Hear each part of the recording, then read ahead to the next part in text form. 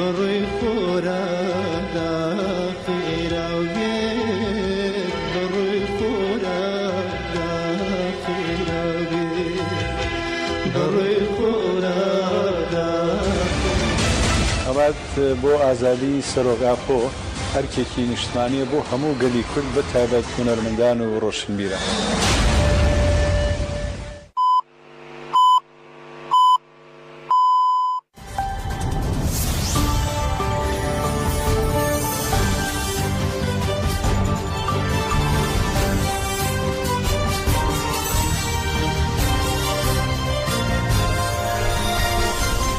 سڵاوتانە بێ بارمەتی هاوکارانم هەواڵەکانی ئەمڕۆ پێنجشەممە 8 شوباتی 2024 پێشکەشەکەین.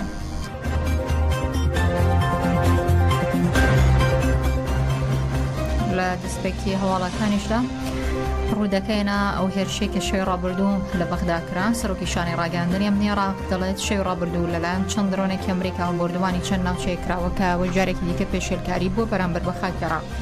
ئەو دەڵێ ئەوەی ڕوویداوە لێک تێگەشتنەکانمان لەگەڵ واشنگتن مەڕۆ ئاڵۆزی دەبە. ئەمڕۆ تەحسین خەفاجی سەرۆکیشانی ڕاگەاندنی ئەمنی عێراق لە ڕاگەنرایەکدا بڵاوی کردوتەوە ئەو هێرشەی شەوی ڕابردوو لە ناوچەی مەشتەلی ئەنجام درراوە بەهۆی 3 کەس گیانی لەدەستدا و بەرپرسیارەتی تەواوی دەخەناسۆی ئەمریکا. ئەمەژە بۆ شکرا و کاردانەوەی ئەمریکا گرژی و ئاڵۆزیەکان بەرەو ناوچەکە پەرکێش دەکا کە وش دەکرێت ببێتە هۆی دروستبوونی مەترسی لەسەر ئاسایشی ناوچەکە. بۆ باسی لەوە کردو ئەمریکا جارێکی دیکە بەو هێرشانە ئەنجامیدا لێک تێگەیشتیان لەگەڵماندا ئاڵۆزتر دەکا وەک لەوەی فراوانتری بکە بۆ بەرژەوەندی جیاوازتر. لەلایەکی دیکە وەزیری دەرەوەی ئەمریکاش دەڵێ لە 7 ئۆکتۆبەرەوە هێرشەکان بۆ سەرێزەکان لە ڕۆژهەڵاتی ناوەڕاست بەردەوامە. ئەو دەڵێ نامانەوێت دۆخی ڕۆژهەڵاتی ناوەڕاست ئاڵۆزتر ببێ بەڵام هەر وەڵامێک ئەمریکا لە ناوچەکە بیداتەوە لە پێناو سەلامەتی هێزەکانیدا. هاوکات شانەی ئەمنی عێراقیش ڕایگەیاندووە لیژنێکی پەیوەندیدار بە لێکۆڵینەوە لە چۆنەتی و کاری ڕووداوەکە پێک دێنرە و پێویستە ئەمریکاش ڕوونکردنەوە بدات لەسەر بۆردمانانەی کە ئەنجام دراوە لە بەغدادا. بە گوێرەی زانیاری سەرەتاییەکان هێرشەکەی بەغدا بە موشکی AGM 114 R9X بووە و لەلایەن درۆنی MQ9 ناسراوە بە ریپەر واتە درێنکەر و ئاڕاستە کراوە. هێرشەکەی کە هەمان موشک بۆ کوشتنی قاسم سولەیمانی فەرماندەی پێشووی فەیلقی قودس سوپای پازارانی ئێران بەکارهێنراوە.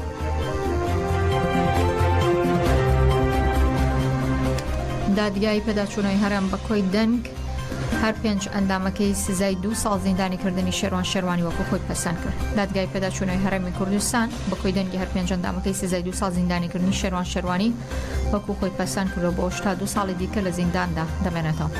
شێروان شێروانی ڕۆژنامەوان و یەکێک لە چالەکانی بادینان لە 16 شوباتی 2021 بە تۆمەتی تێکدانی ئاسایشی نیشتیمانی لەگەڵ ژمارەی ڕۆژنامەوان و چالەکانی دیکە دەستگیر کراون و سزای 6 ساڵ زیندانی کردنیان بەسەردا سەپێنراوە.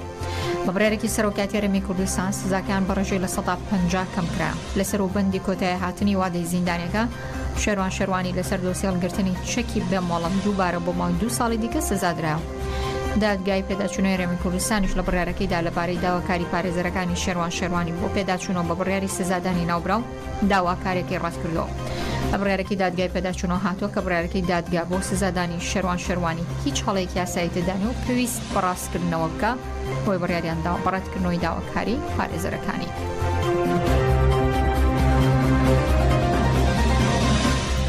ئەمڕۆ هەڵبژاردننی گشتی لە پاکستان بە مەبەستی دیاریکردنی ئەندامانی پەرلەمانی ناوەندی و پەرلەمانی هەرێمەکان بەڕێوە دەچێت.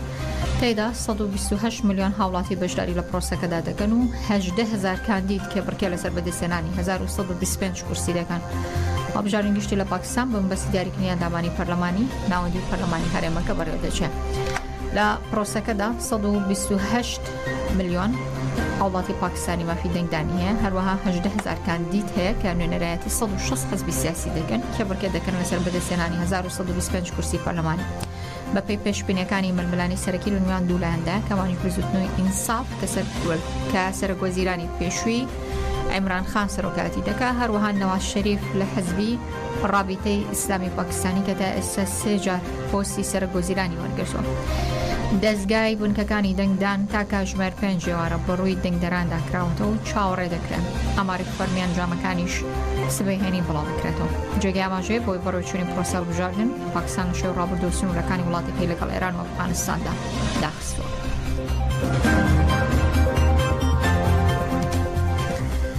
دەوڵەتی تورکیا چۆن لێکدانەوەی بۆ هێرشەکان بۆ زاب کردووە و هەڵسەنگاندنەکانی چۆن بۆ ویستی بگا بەچی گەریلا چۆن پلان و لێکدانەوەکانی دەوڵەتی ئاکەپە و مەهەبەی تێکشکاندووە. بەڵامیان پرسیارانە لەم راپۆرتەی هاوکارانم لاژانسی ڕۆژنووس دەستەکرد بێکۆگەویستبین. گەریلا هەموو پیلان و لێکدانەوەکانی دەوڵەتی داگیرکەری تورکی تێکشکاند. دەوڵەتی داگیرکەری تورک چۆن لێکدانەوەی بۆ هێرشەکانی بۆزاب کردبوو، هەڵسەنگاندنەکانی چۆن بوون و ویستی بگات بەچی.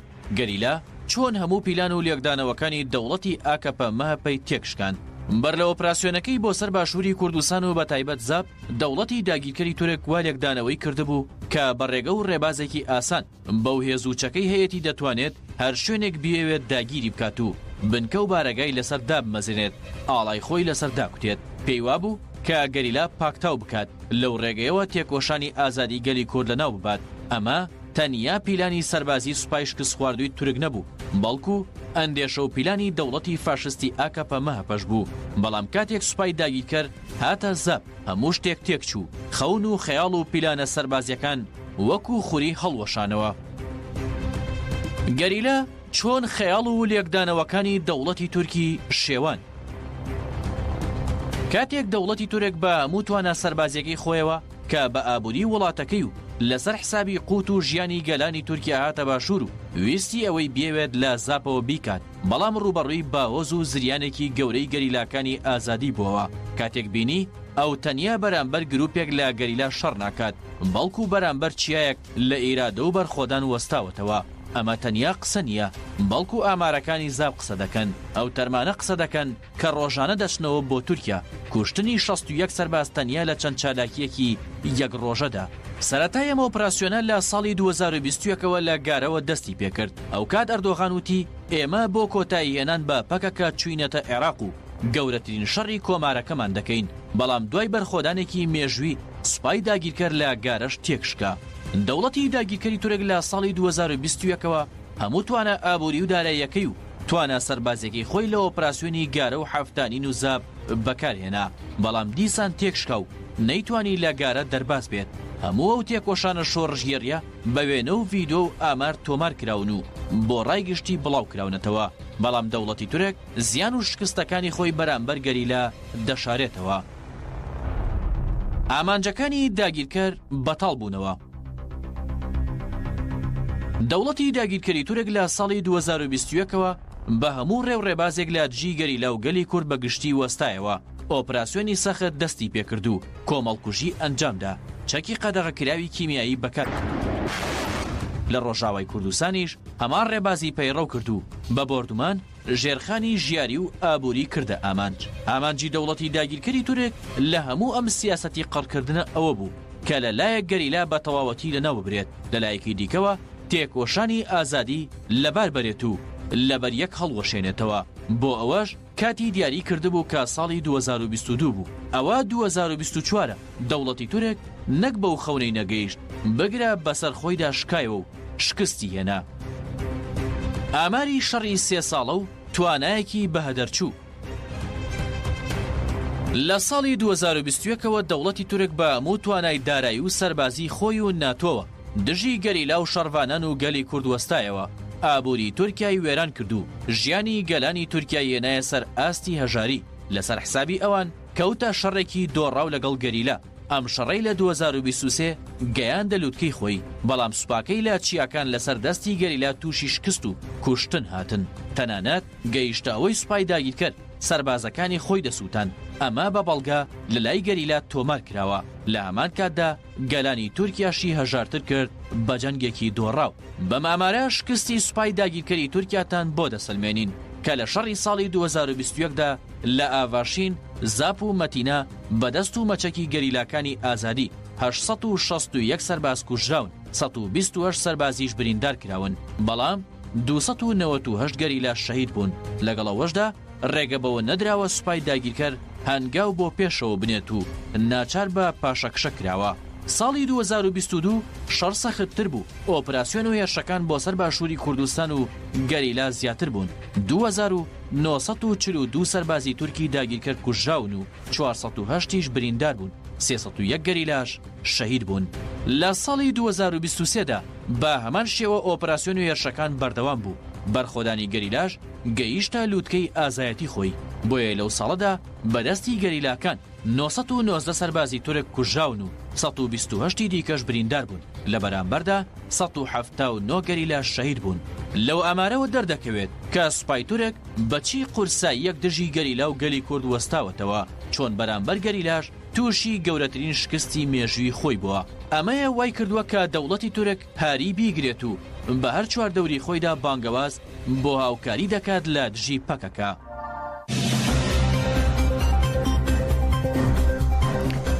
ڕێپێوانی ئازادی بۆ ڕێبەرۆ جەلان کە لە باکووری کوردستان و دەستی پێکرۆ پێرادێکی بێزۆ بەردەوامە لە هەموو گوند و شار و شارۆچکەکانی پێشوازێکی باش لە ڕێپێوانی ئازادی دەکرێت.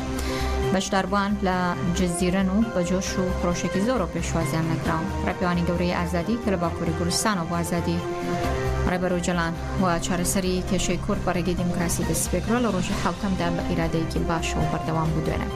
سیاسەتمەداران و نوێنەری ڕێکخراوە جەماوەریەکان و دیموکراتیەکان لە باڵیوان کە لە ناوچەی ستۆپی لە شەرناخۆ بۆ ناوچەی جەزیرە بەڕێکەوتن، دانیشتوانی ناوچەکە ڕێپێوانیان بە دروشمی بژی بەرخۆدانی زیندان بژی بەرخۆدانی مرالی گوتان.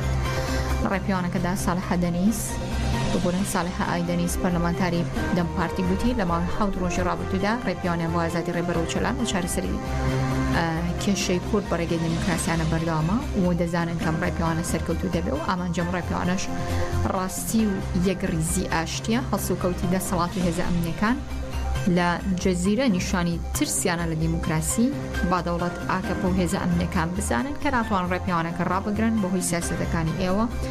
ئەمڕۆ تورکیا لە قەیراندایە.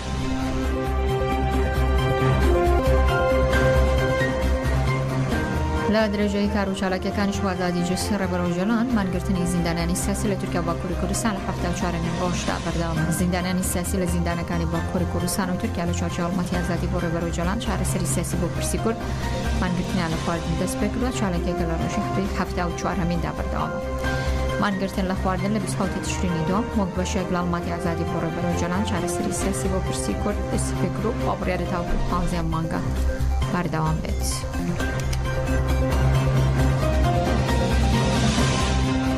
دوای هێرشی و چەکداری بۆ سەر دادگای ئیستانبول لە جاغلیان پۆلیسی تورک هەڵی کراوەتە سەر ژمارێک لە ماڵان لە ماوەی 24 کات ژمێری ڕابردوودا 9 کەسی دەستگیر کردووە. بە پێی زانیاریەکان دوای هێرشە چەکدارێکی بەردەم دادگای دادی ئیستانبول لە جاغلیان لە ماوەی 2 ڕۆژدا پۆلیس چوونەتە سەر چەندین ماڵ و سنتەری ڕۆشنبیری ئیدل فەرمانگەی یاسایی گەل لە ئەنجامی و هەڵمەتەدا 9 کەس دەستگیر کراون. لە ناو کەسانی دەستگیر کراون هەرێک لە بەڕێوەبەری لەقی کۆمەڵی ڕۆشنبیری پێرسۆڵتان عەبدول، سەریار شیمال دەنیس بنەماڵی کۆمەڵی پشتیوان لە بنەماڵی زیندانیان ئایتەم ئوستوروی کە ماوەی 2 ساڵە لەژێر چاودێریدا ڕوا بۆ ماوەی 24 کات ژمێر چاوپێکەوتنی دەستگیر کراون قەدەغە کراون.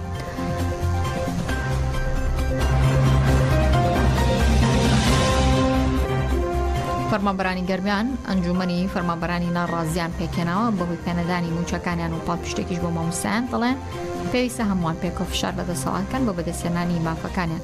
شیرین ئەمین ئەندامی پێشوو پەرلەمانی کوردستان دەڵێن خۆپیشاندانی مامۆستایان شۆڕشی سپیا فشارەکانی دەسەڵاتیش نەیتوانیەوە دەرس بخاتە نێو ئەم بەرە خۆڕاگرەوە. دەبینین ئەو خۆپیشاندانی کە ماوەی ئەتوانین بڵێن 4 مانگە لەلایەن مامۆستایانە و دەستی پێکردووە ئەتوانین ناوی لێ بنێرێت شۆڕشێکی سپی بەدەر لە ئیعازی حزب لەسەر پێی خۆستاوە و هاوکاتیش بە فشار و بە ترس و هەڕەشەکانی دەسەڵات و حکوومەتیش نەیتوانیوە درز و کەلێن بخاتە ئەم بەرە پاک و خۆڕاگر و بە هەڵوێستەوە و دیارە ئێمە لە ماوەی ڕابردوودا ئەتوانین بڵێن ژمارەیەک لە فەرمانبەران لە دام و دەستگا فەرمانگە جیاوازەکانی دەڤەری گەرمیان ئەنجومەنێکی ناڕەزایەتیمان پێکێنا لە ژێر ناوی ئەنجومەنی فەرمانبەرانی ناڕازی وەکو پشتیوانیەک بۆ مامۆستایان کە دیارە یەکەم ڕۆژ کە لەلایەن پەروەردەکانەوە بەداخەوەیان خود لەلایەن بەڕێوەبەرەکانەوە بینیمان لیستێکی خیابی سزا و بۆ مامۆستایانی بە هەڵوێست و مامۆستایانی بایکۆت بڵاو کرایەوە. ئێمە لە سۆنگەی بەرپرسیارەتیمانەوە بە پێویستمان زانی چی پشتیوانی مامۆستایانی ناڕازی بین و هاوکاتیش لەپاڵ چینی مامۆستایان کۆی چین و توێژەکانی تری کۆمەڵگاش بەدەرنین لەم بارودۆخ و گوزەرانەی کە لەژێر چەتری حکومڕانی هەرێمی کوردستان. ئێمە سەرەتا ئەتوانین بڵێن بۆ هەموو پرۆژەیەک بنیا زۆر دەورە بینێ. ئێمە ویستومانە سەرەتا بنیادی ئامانج و پرۆژەکەمان بنێن کە لەسەر دەستی کۆمەڵی کەسانی بە هەڵوێست و هەمیشە باوەڕ پێکرا و قبولکرا و ئەتوانین بڵێن ئەم دەستەیەمان دامەزراندوە و هاوکاتیش توانیمانە لینک و کۆنتاکمان لەگەڵ فەرمانبەران و وەکوی فەرمانگەکانی دەڤەری گەرمیان بەدیاری کراوی بێتوە. ڕەنگە بۆ داهاتوش ئەم دەستەیە باڵاتر و فراوانتر و پرۆژەکانیشی درێژکراوە تر بێت لە باڵ دەنگی ناڕەزایەتی مامۆستایان و ئەنجومەنی مامۆستایانی ناڕازی. ئەکید خۆشبەختانە ئەتوانین بڵێن لەلایەن فەرمانگەکان و وەچی فەرمانبەرانیشەوە بە دەنگی ئێمەوە هاتوون. لە مەراسیمێکدا بە ئامادەبوونی خانەوادەکەی چلەی ماتەمێنی شێتی هونەرمەند مانسوور کەریمیان لەسەر مەزارەکەی لە شاری سلێمانی بەڕێوەچوو. ئیبراهیم محەممەد لەسەر ناوی کۆمیتەی خانەوادەی شەیدان وتی شەیدان خاوەنی ڕاستەقینەیان وڵاتن و بە کامەراکەی دەسیویسی دەنگی گەلێک بە هەموو دنیا بگەێنێ. شەهیدە کە چەکی هەڵنەگرت بوو تەنها لە ڕێگەی هونەرەکەیەوە ویسی خزمەتی گەلەکەی کە هەر بۆیە لەو پێناوەشدا شەهید بوو. یانی خۆی کردە قوربانی لە ڕێی کامیرەیەکەوە لە ڕێی هونەرەکەیەوە. ئێمە وەکو کۆمیتەی خانەوادەی شەهیدانی پەکەکە لە باشووری کوردستان بەشداری ئەم مراسیمە بووین، بەشداری مەراسیمی شەهیدێکی هونەرمەند، شەهیدێکی بە دەردی هەڤاڵوتی، شەهیدێکە بە کامێراکەی سەلمانی کە دەیەوێت دەنگی گەلێک بە هەموو دنیا بگەێنێ، شەهیدێک کە چەکی هەڵنەگرت بوو تەنیا لە ڕووی هونەرەکەیەوە ویستی خزمەتی گەلەکەی بکە و لەو پێناوەشا شەهید بوو.